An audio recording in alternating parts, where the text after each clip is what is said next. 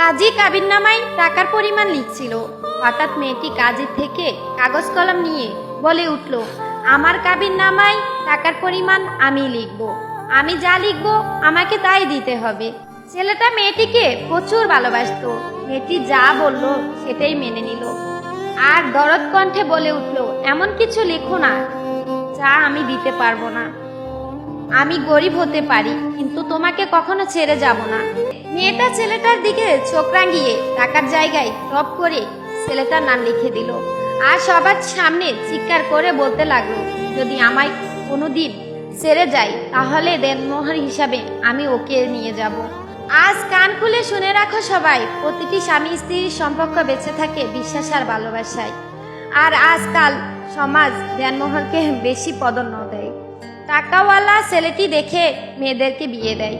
মেয়ের বাবা মাকে বলছি, টাকাওয়ালা ছেলে দেখে নয়, ভালো মন মানসিকতা দেখে মেয়ে বিয়ে দাও। ভাত কাপড়ের জন্য মেয়ে মরে যায় না, মেয়েদের অসম্মান আর ভালোবাসার জন্য মেয়েরা মরে যায়।